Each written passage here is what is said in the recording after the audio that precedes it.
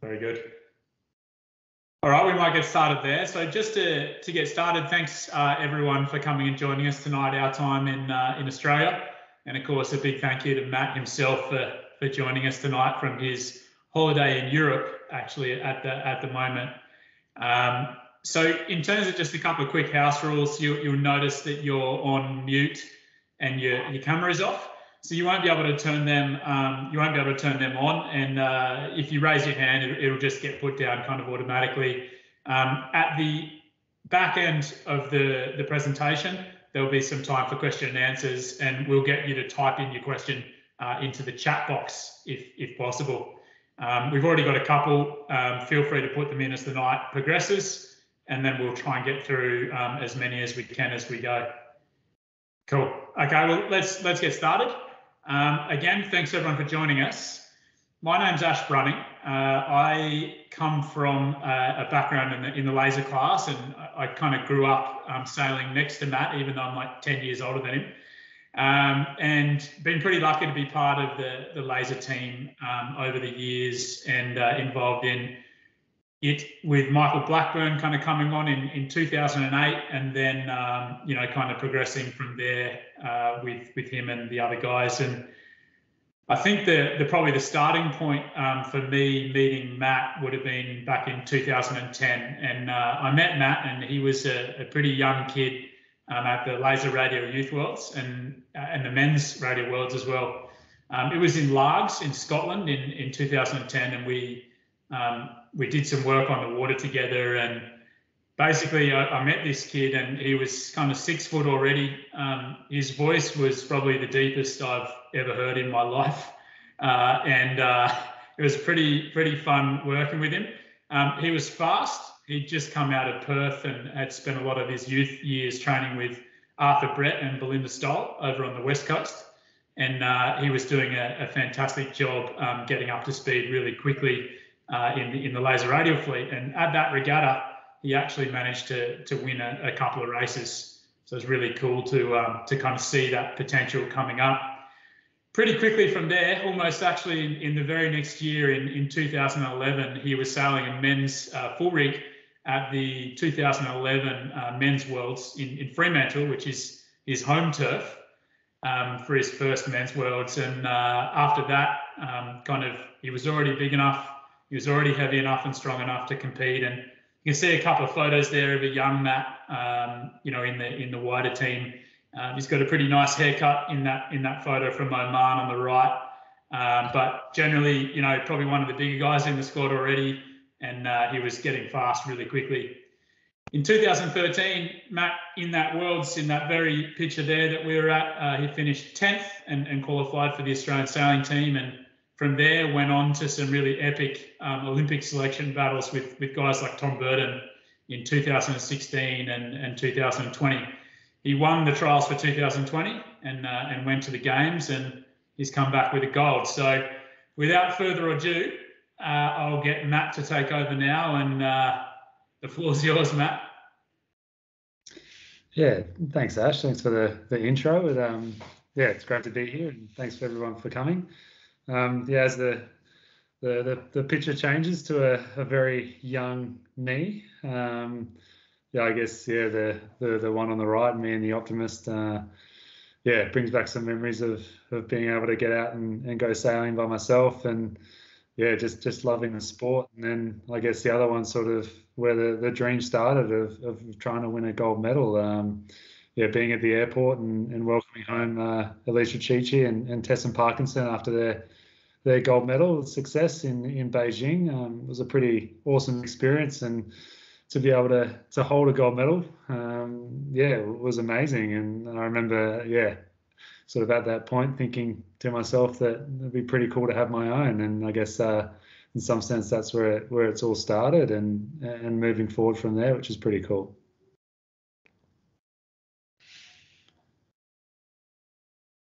I guess like you said, this is us in cold Scotland. As you can see, we're both pretty well rugged up, but like you said, it was sort of it was where I guess first met you and had the privilege of working with you as a coach at the Worlds. And Yeah, one of the first international competitions for myself at a big stage, albeit at a youth level. So start to travel the world, and like you said, get a race win under my belt, which is pretty exciting at such a young age on an international level, which is I guess you start to get a bit of belief that you might be able to do it, but then meeting people like yourself, Ash, that are campaigning for the Olympics, and in the squad, you're starting to see the pathway. And I guess this was the start of the campaign in some sense. That like you said, it wasn't long until I had shifted to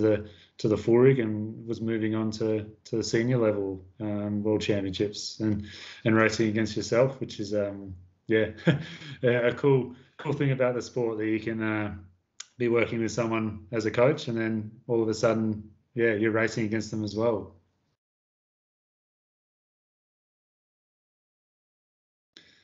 This is, I guess, like it says, 2018 Europeans on the right picture. Actually, I quite like the picture on the right with TB chasing me down.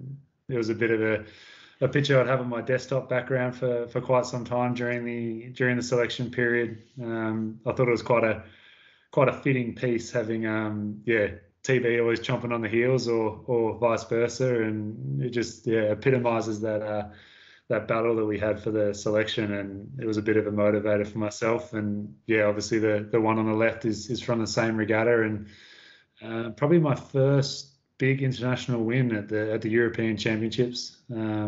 Pretty cool experience to win such a high level event, and as well sort of quite a pivotal point in the selection as well, to have that confidence going into 2019 that I can win big events. And obviously that was what was needed to be able to go to the Olympic Games. So big confidence boost for myself. But and the first person to do it since Slingers back in 2007, I think, maybe. So it'd been quite a while since an Australian had won the European Championships. So to be able to do that myself is I feel quite honoured. So quite a nice time in the campaign.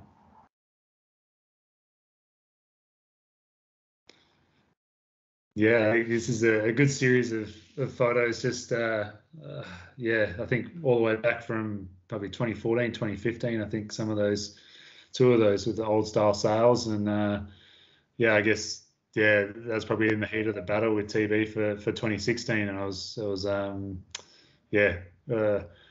rapid riser, let's say, quite unexpected, I think, for both the selection panel, Blackers and TB, in some sense, that sort of came from nowhere to be fighting at the top and pushing Tom, and I guess in some sense had the helping hand in his success in Rio, which was cool to be a part of. But then in the bottom left corner, we've got I think it's from the Palmer Regatta a few years back, and TB and I going at it again. So it's been a fun journey, I guess, and an interesting one. And it's just nice to see some photos from throughout the years.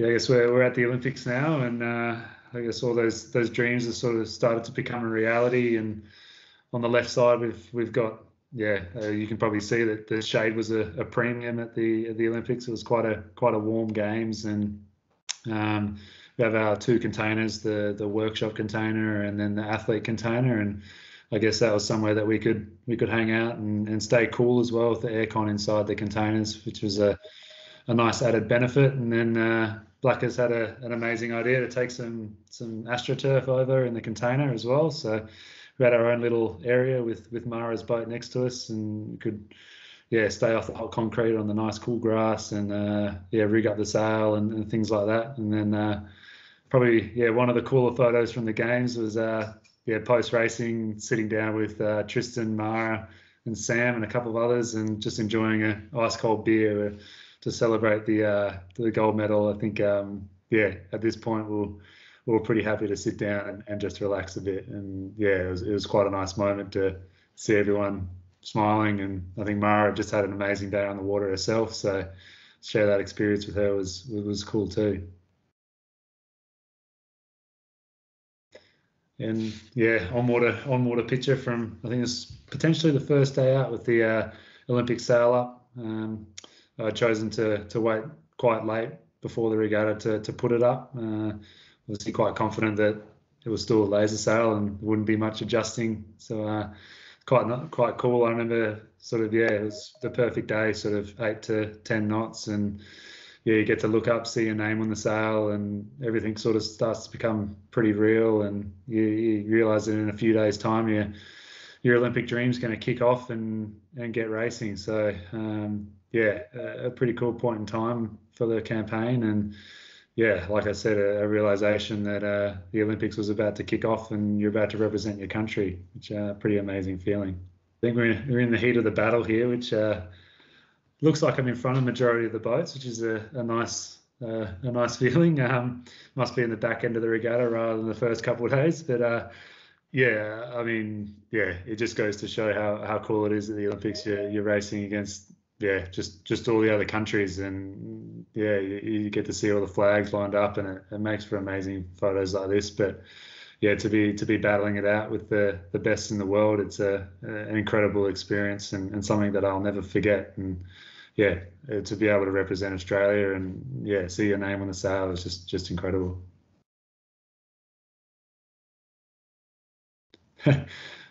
Interesting moment. I think this is race 2, and I had the issue with my vang, and you can see obviously not attached to the boom anymore, and I'm looking up at the top mark, just rounding the top mark, and thinking to myself, I've worked my way back up to a top 10 position here after a pretty poor start, and then this has happened.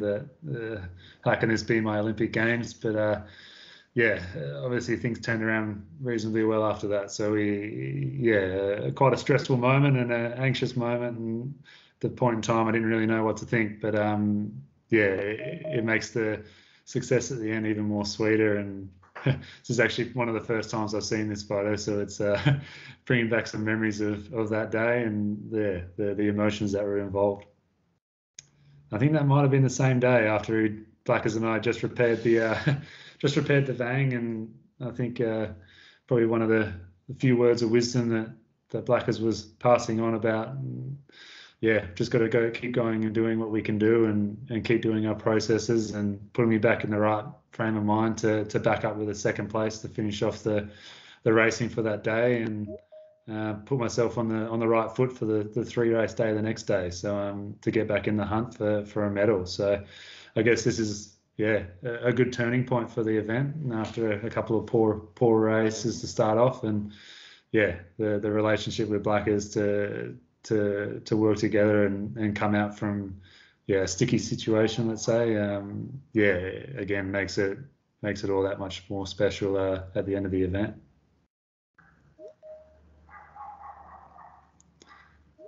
I guess yellow bib, yellow mark, yellow dot in the sail. It all starts to become a reality at this point. I think this is probably the medal race, I think. A pretty surreal experience to be leading by 23 points going into the medal race, and knowing that bar a catastrophe and some penalty points that you've won the gold medal, and to go out and really enjoy that race and soak in the whole experience was something that I'll never forget, and very honoured to have that opportunity, and it was just an incredible day, and being able to enjoy the sights of an Olympic Games medal race.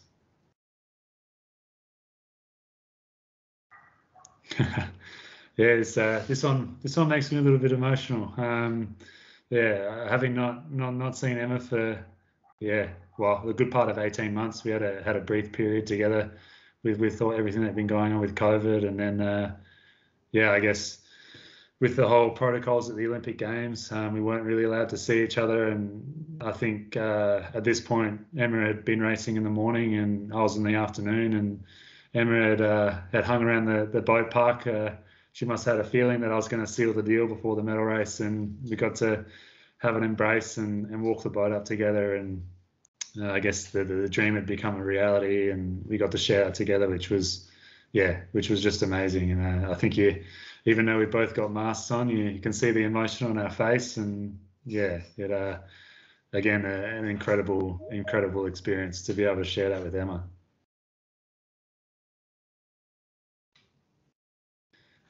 And yeah, the other side of the Olympics, I guess. People probably see everything that happens on the TV and the right side of the camera, but I guess this sort of depicts. Yeah, you only see 3 cameras in there, but there's probably 100 meters worth of cameras and camera crews, and I chose to have a media blackout from the moment I arrived in Japan. So really the only time that I talked to the media was after that final day of racing, before the lay day, before the medal race, when things were signed, sealed, and delivered, and we knew that could somewhat relax and enjoy the experience. So it was a crazy afternoon. Obviously, you've had a bit of a roller coaster ride, and it's a good story for the media, and they want to talk about it. You haven't given them that opportunity for an entire week, and you're standing there in your sailing gear still. And I remember just putting the boat in the spot and basically just throwing down the rig and going straight there, and probably spending a good part of an hour talking to media, whether it was the Olympic broadcasting or Channel 7 or even other countries that just wanted a piece of I guess the history that we had made. And you don't really see this side, so it's really cool to have a photo to express that and see what we had to go through from a media point of view. The glory shots. These are amazing photos, and I think you see in the bottom right corner that we didn't get to have the fans, obviously, so that was a bit disappointing, but all the countries that people were competing in the medal race, and then Australia on the left, and to be able to stand there in your boat with the Australian flag in one hand and really soak it in was incredible. Even though there's limited people, I guess the noise that was coming off the rock wall was just amazing.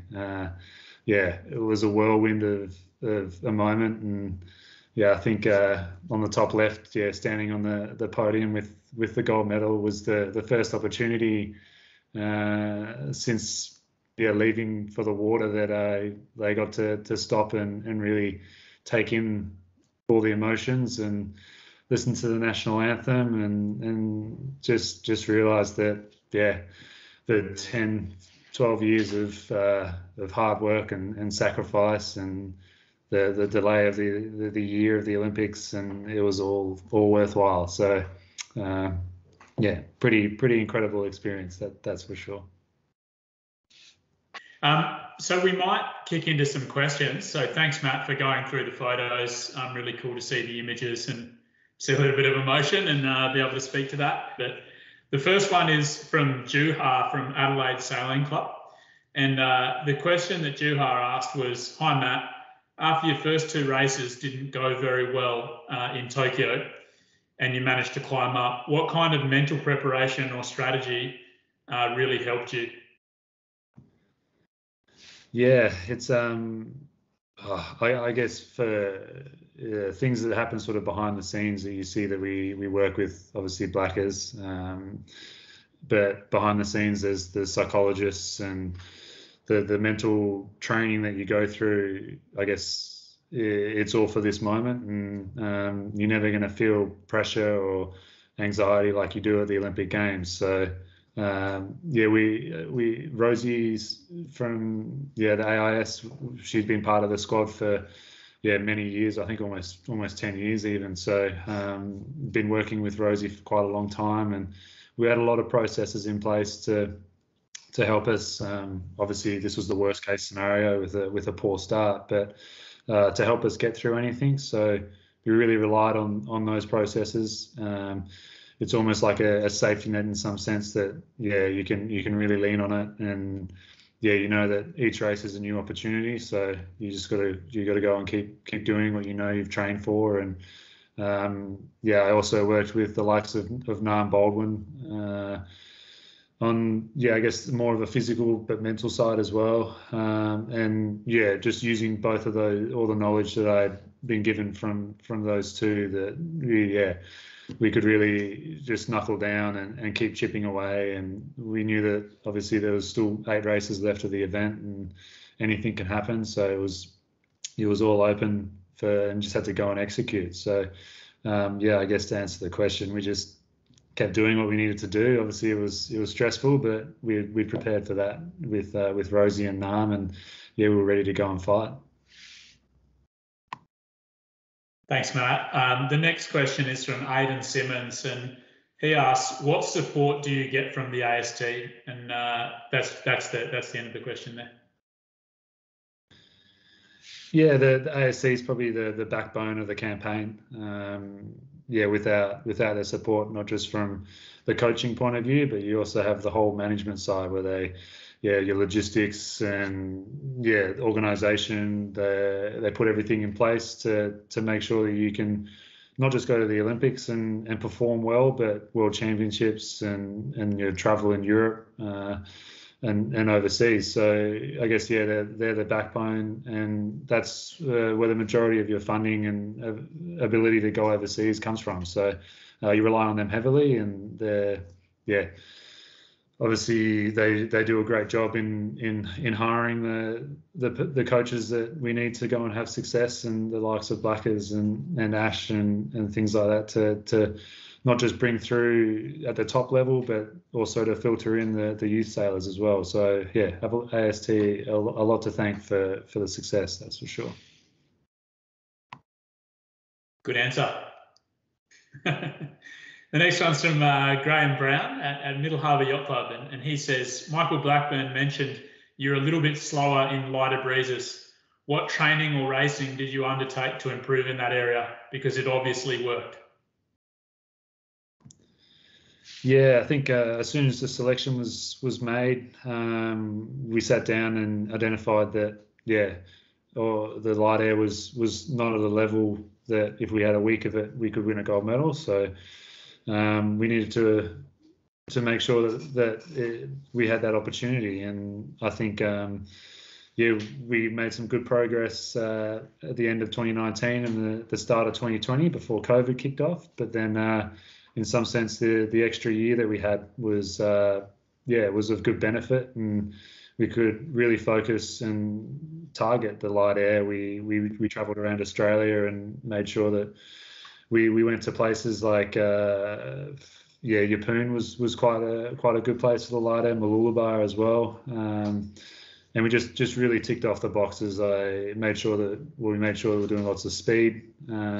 First and foremost, and then transitioning that into racing scenarios where you're a little bit more stressed and tensed up. And I feel like we made some really big improvements really quickly, which obviously set us up really well for Japan. And I think it was even sweeter that the gold medal was sealed on a light air day in about 4 knots. So it was quite nice to put all that hard work to good use.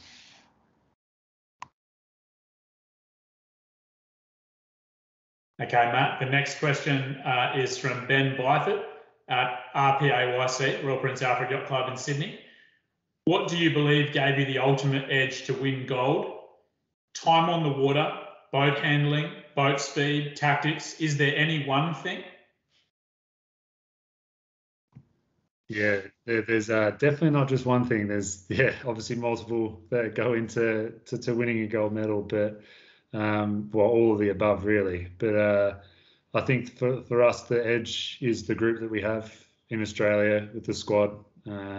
Obviously, the likes of training against people like yourself, Ash, from when I was first coming in, and Ryan Polk and Jared West. Tom Slingsby was even, I had a 1-year crossover with him. So, and of course TB. So those battles, you really look back and you understand how much that helped. And even now we've got a bit of a generation shift with some younger talent coming through, and it's just amazing that I guess now I've shifted from the newbie into one of the top guys in the team. So you really rely on that, and that battle with Tom for the selection was although it was one of the hardest things I had to go through with the selection, that without that we wouldn't have been ready for the Olympics, and I think that that gives us the ultimate edge.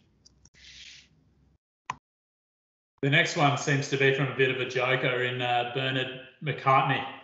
He said, so in the medal race, why didn't you just sail around and come last by 50 metres? Or is that why you're an Olympian and I'm not? What do you have to say to that? Yeah, maybe. I think as an athlete, you don't want to do bad. You're hungry to win regardless, and Blackers and I both sat down before the medal race and just discussed what we wanted to do on the day, and we both agreed that it looks bad on TV when you cross the line in last place, and it's a bit confusing for people why you've won a gold medal if you've come last. So we didn't want that anticlimax, and we wanted to go out and finish off strong. And obviously the aim was to win the race, but a second place was just as good. And just to assert that position at the front of the fleet as well. Good answer. Stephen Fankhauser in Chelsea Yacht Club. The televised footage was particularly good, especially on the boat. What hardware was being used? Was there also any other analytics provided, such as boat speed?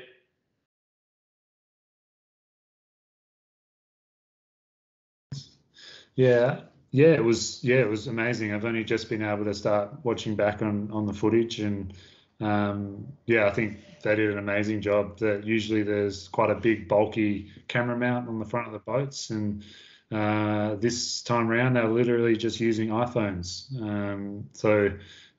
Obviously enough charge for a few hours out in the water, and they somehow would, through Wi-Fi and things like that, they would be able to remotely turn them on. And we also had little like microphones in our life our vests over our life jackets. So the technology was amazing, and I do believe there's some analytics somewhere, but potentially only for the commentators to see and for them to commentate on. But I'm sure they're somewhere available. But yeah, the technology was amazing, and even the cameras out in the water, they had a big panoramic camera that was for the live TV at the boat park, which never seen before. So I think it was probably one benefit of COVID, was that they potentially worked a bit more on the online side of things, which was amazing.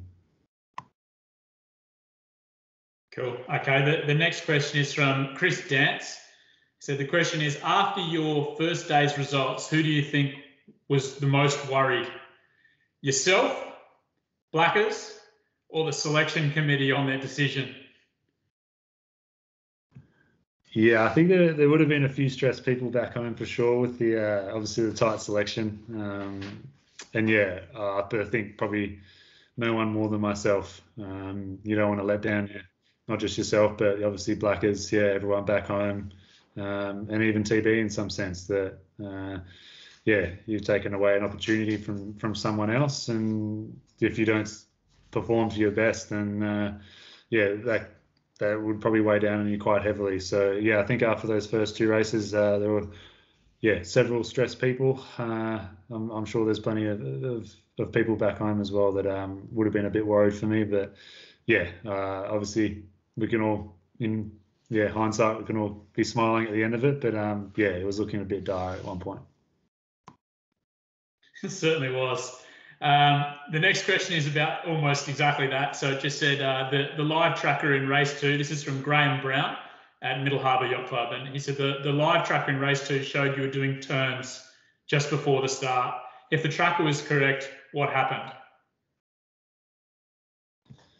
I guess after the first race being at that time, I thought it was definitely going to be my drop. So the risk that I could take was quite low, and there was quite a biased start line with a reasonably one-way track, so you had to fight quite hard. And I had another boat come in a situation that was probably 50-50 and someone that I felt I couldn't rely on to not lie or bend the truth in a protest situation. So I guess a split-second decision to do my penalties and exonerate myself. And I think there was probably about 40 or 45 seconds to go to the start when it happened. So I also thought that there'd be ample time to do a spin and get myself back in. But we had a down-flowing current that day. So I ended up a bit further away from the start line than I originally thought would be the case. And yeah, obviously it was on the back foot. But I couldn't afford to have a DSQ. So at that point in time, it seemed like the right decision. The next question is from Caroline Brewer, and it is, where do you buy your bottled Gherkin juice? Yeah, that was a tricky one in Japan. Like we had some good chefs that supplied that for me. No, I am not a fan of pickle juice. Just to be clear, that was a complete stitch up by Sam Ellis, and it's good to see that the joke is still going. Nice. The next one's from Duncan Gregor. What are the processes that you normally go through before a race? Yeah, it's relatively simple. We just work on the boat speed for the day, for the conditions that we've got. And then work closely with Blackers on any trends we think might happen out in the water, and work out the start line bias and which way we need to go for the first upwind, and basically go from there. We are constantly updating our information while we're racing, but work quite closely with Blackers out in the water, and get all the information we possibly can in that time before a race, and go from there. Cool. The next question is from Steve Clifford at Summers Yacht Club in Victoria, and he asks, what plans do you have next, Matt? Paris 2024, and what else? Yeah, I guess the overall goal now is to go for Paris. Obviously, only 3 years away as well. That it's going to be quite a quick cycle, and for myself, that no one in the laser has gone back-to-back gold, and that's a really big motivator for myself to have that opportunity and go and do that. I guess that's the goal. But as well, I've been close in 3 occasions to winning a world championship, and I really want to make that happen. So I guess reasonably short term for 2022, that's the next goal, and keep chipping away and try to get to Paris again. The next one, Matt's from Wearn Gershman at Canberra Yacht Club. Did you approach the Olympics differently to any other championship? I guess overall the easy answer is no, but at the same time you need to respect that it is the Olympics. So so we're fully aware of the pressures and the anxiety that you will experience. So definitely didn't try to just suppress that feeling and sort of just take it all in. But as far as an on water side goes, and the processes that we did, we didn't change anything different from a world championship or a European championship. So try to keep it as simple as possible and as controlled as possible, I guess. Nice. The next question is from Martin Donnelly at BSYC. I think that's Brighton Seacliff Yacht Club in Adelaide. And so his question is, what advice do you have for young kids getting into sailing now?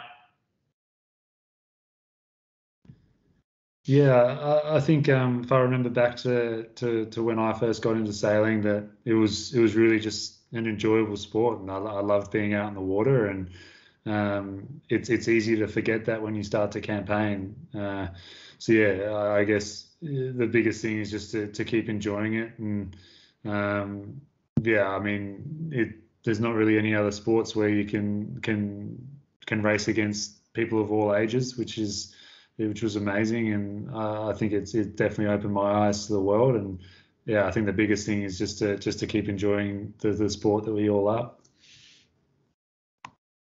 The next one is from the same, actually, Wearn Gershman. It was just the second part. He said, why did the bang break on day one? Yeah, in some sense, we're still scratching our head a little bit. One of those freak things that the rope that I was using, it was like it was cut by a knife. So there must have just been a bit of a sharp edge on the block that we didn't pick up, and just one of those things that I guess in some sense we could have controlled it, but at the same time been using that block for some time, and that type of block and that type of rope. So I guess at the end of the day, the rope snapped, and not much you can do if it's not connected to the boom anymore. The next one is from Jeff Loosemore at Middle Harbour Amateur Sailing Club. He said the bigger teams such as Oz and perhaps GBR seem to have difficulty in the first races of the regatta, whereas competitors from other countries such as Croatia seem to be more up to speed in the first race. Do you think that Oz needs to develop a strategy to get the Olympian used to being by themselves in a fleet? I'm sure it's probably in some sense a little bit of a coincidence. But it's definitely something that we've all talked about since the Olympics, and something that we definitely need to address because, from my point of view, that might not be so lucky next time if something like that happens. So, you need to get off on the right foot and, avoid the scoreboard pressure as much as possible. So, I think between all of us, we'll be working on it, that's for sure. The next question is, notably, you had a media blackout during the Olympics. Why did you approach it that way, and what was leading you to that choice? Yeah, I think again, it's controlling what you can control, and obviously, it's not necessarily the messages of that aren't supportive that you're worried about. It's almost all the messages of support that can affect you in a negative way. That obviously there's a lot of people back home that want to wish you good luck and things like that, and it can be quite mentally draining to see all those popping up on your phone. So and obviously just the media wise itself as well, that they want to run stories, and for myself being high potential of winning a medal, that we knew that I was probably going to be in the media a little bit, and it's just easier to avoid that and not read it at all. So you never know how it's going to affect you mentally. So it was just easier to cut that out, and as well, it's just nice to have a little bit of a cleanse from the social media for a little while. So it has double benefit. Thanks, Matt. Just another question that I've accrued. You've spoken quite a lot about Michael Blackburn. Did you have any other influential coaches in your pathway to gold?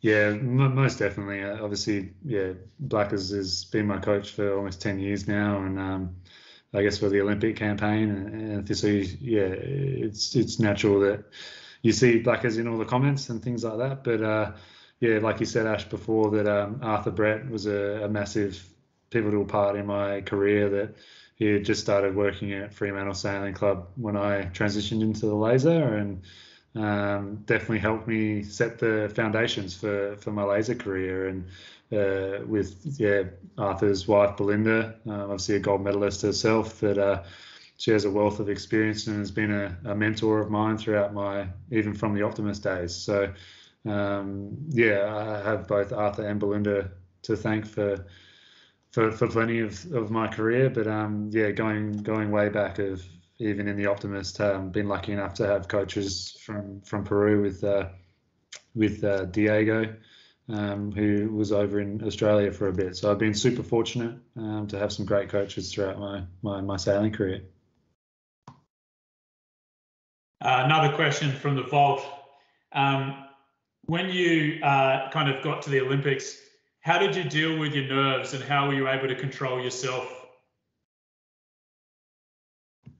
Yeah, it's almost like going back to what I said before with working with the psychologists, and you lean a lot on those processes and all the training that you've done before the event in the years prior, that you almost take some confidence that you have the ability to go do it. And so I guess the pressure's there and you definitely feel it, but you have all the techniques and ability to deal with that. And it wouldn't be an Olympic Games without the pressure. So you just got to just soak it in and use it as good energy.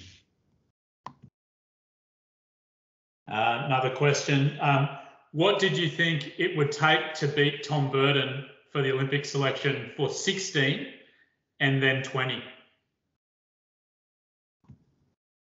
Yeah, for both selections, it probably took would take the same thing, that you had to win regattas and had to constantly be, and not just one regatta, you had to constantly be in the top three in events and potentially winning all those events. So there was without a doubt that it was always going to be a tough fight, and I think that shows that the Worlds being won too in 2019, that that we're both at the top of our game and fighting as hard as we can to win that selection. I've just got a couple more questions from the floor too, Matt. So the next one is, how did you deal with the heat out on the water in Tokyo? And this one's from Hamish McCall.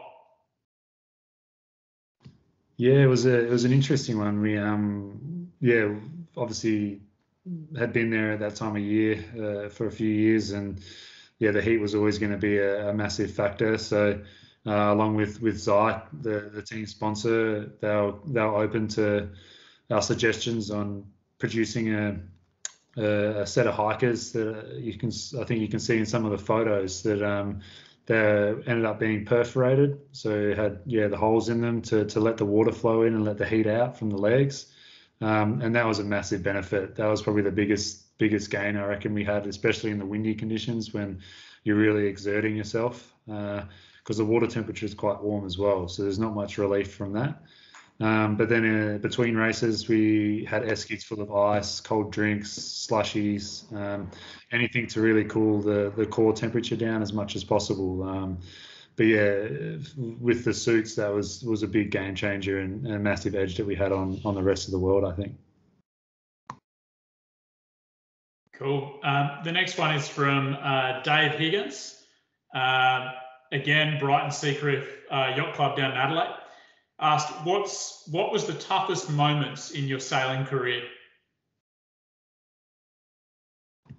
Yeah, it's there's definitely been a few. I think in some of the earlier stages back in 2013, qualifying for the AST and then not performing at the following World Championships and not re-qualifying was quite a tough time, and you start to wonder whether you just got lucky or something like that. So that was definitely a hard time, and it took a lot of reflecting to get back into a mind frame that I could compete well enough. And I think without that setback, I definitely wouldn't have had the success in the later years. But then again, I think the coming second at the World Championships for the third time was quite a hard thing quite a hard pill to swallow.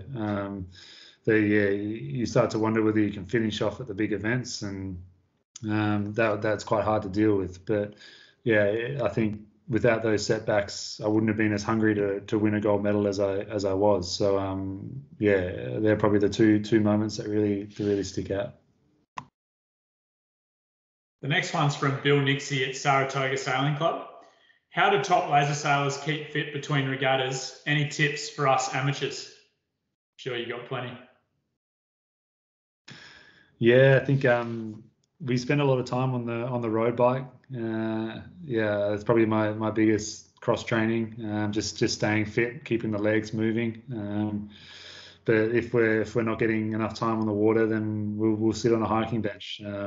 It's probably the less glamorous side of laser sailing, but it needs to be done, and it definitely comes with its benefits when it comes regatta time. The next one is from Aidan McGrath, and he asks, how much time did you spend in the gym compared to sailing? Yeah, for me, I'm a bigger guy, so as far as the gym's more about injury prevention and just staying strong in general, but not necessarily putting on muscle mass. So I spend a little bit less time in the gym than maybe some of the smaller laser sailors. But yeah, if I had to it's probably maybe compared to the sailing, it's probably 30% of the sailing time is spent in the gym for myself. The next one is from Keith Chidsey at Connells Point Sailing Club. What advice could you give to young sailors to take the next step to the elite level? Yeah, I think in some sense you just need to the Australian sailing team and the Australian sailing in general with the Futures program is a great opportunity to bridge that gap between your state programs and the national program. But I think just getting to regattas as well, the regatta experience, I know for myself that doing a lot of events in the youth days and getting that international experience was invaluable come the senior level. So I'd say probably the biggest tip is just to keep going to events and get that confidence up in a big fleet. So you're used to starting with more boats and things like that, and then that'll come good when you're at a senior level. The next one is from a guy called Hans, and he asks, can you give an example of a day in the life of a training week at a high level? Yeah, if I think of a typical day, it'll usually consist of getting up quite early, probably 6 o'clock rollout on the bike, spend a couple of hours on the bike in the morning, and then usually get the rest of the morning to sort of recover a little bit before we get on the water early afternoon. Up to 3 hours on the water in the afternoon, depending on the conditions and things like that.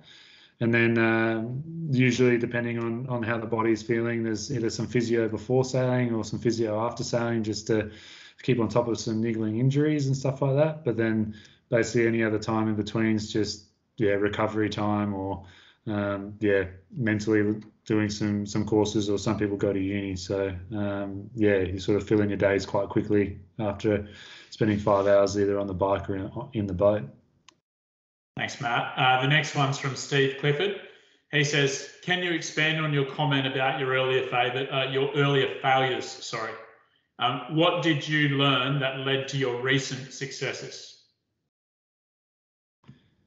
Yeah, I think from the initial disappointment from the Worlds in 2014, really started to understand that I started to focus on the results too much.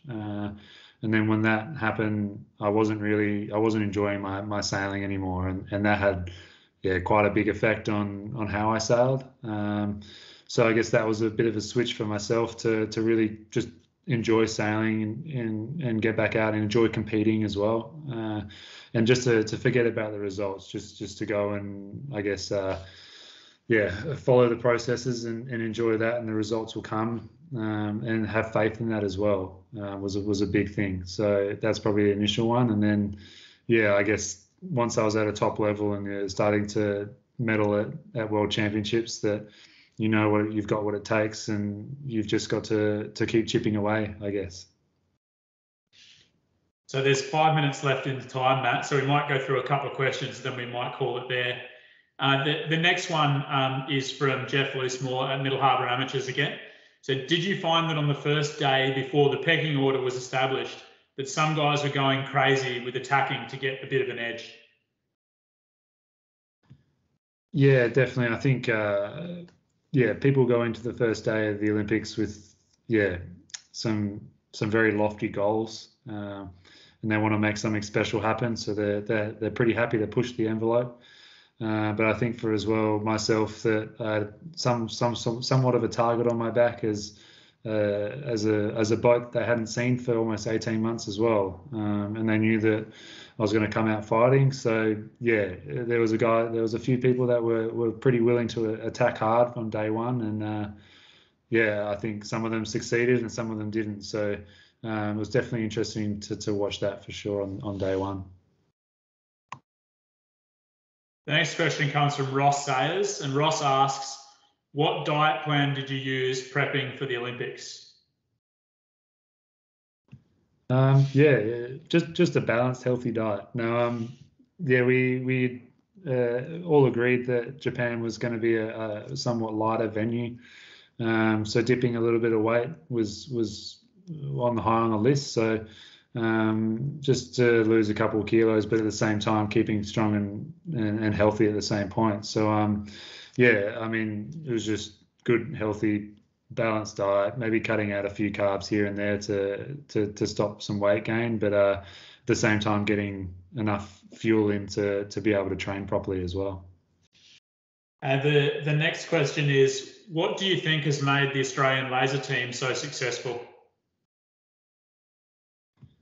Yeah, I touched on it a little bit before with the squad mentality. Ever since I've been involved, there's been 5, even 6 guys in the squad, and at any one point they're good enough to be top 10, top 15 at a world championship. So I think that strength in numbers, and everyone gets along really well and wants to work together really well. And I think especially in these last 18 months, that once I was selected, that they all have, apart from their own goals and ambitions of doing well at world championships, they were there to help me win a gold medal, and you really appreciate that. So I think that's what makes Australian laser sailing so successful.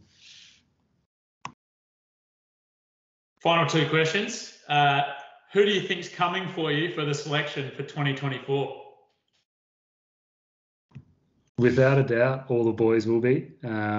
Obviously, Swifto, Luke Elliott, he's been there or thereabouts, had a top 10 at a world, so without a doubt he'll be pushing hard. And then some of the younger guys like Finn Alexander, Ethan McCauley, and Zach Littlewood, I have no doubt that they can make a rapid rise as well, even though the time's a bit shorter. But yeah, the talent's definitely there to push us. And yeah, whether I get selected or one of them does what I did to TB, without a doubt they'll be ready to win another gold medal. I think that's what we want to hear in Australia, no doubt. The final question is from a guy in Middle Harbour, and his initials are MB, and he just asks, I've noticed on your training peaks that you've been gaining a bit of weight. How's your holiday going in Europe, and when are you coming back and getting into it? Well, I think I answered your own questions with the gaining a bit of weight, that the holiday's gone pretty good. No, yeah, I was obviously on the lighter side in Japan, and probably more towards my natural body weight. But yeah, been enjoying some time off, having a few Belgian beers and some chocolates. It's been a great holiday, and just to unwind after a pretty hectic 5 years. So yeah, especially the last 18 months. But I think this week I've officially got back into campaign mode and started to hit the gym again. And although I've been doing some cycling, a bit more specific cycling, so yeah, the campaign's well underway, and looking forward to getting back to Australia in November. And unfortunately the nationals have been cancelled, but looking forward to doing some events over the summer hopefully, and getting back training in the laser in December. I hear you might be taking on some coaching in the next month as well. Maybe you can elaborate on that a bit. Yeah. Looking after the radial girls in Varna at the Europeans. So that's exciting. I got to work with them a few years back now in Japan, and that was great. So we'll be looking forward to seeing how they've progressed over the years, and it would just be nice for myself as well to see the other side of an event for once, and see how the coaching role works, and hopefully make some stepping stones for further in my career. Thanks so much, Matt, for answering literally like 30 questions. We'll call it there. Thanks everyone for joining us tonight, and really big thanks to Matt for joining us from Europe. Lots of questions still coming in, Matt, but we'll call it there, and we wish you all a great night, and we'll just stick around a little bit, Matt, and then everyone else can sign out. So see you, everyone. Yeah, thanks for coming, everyone. Really appreciate it.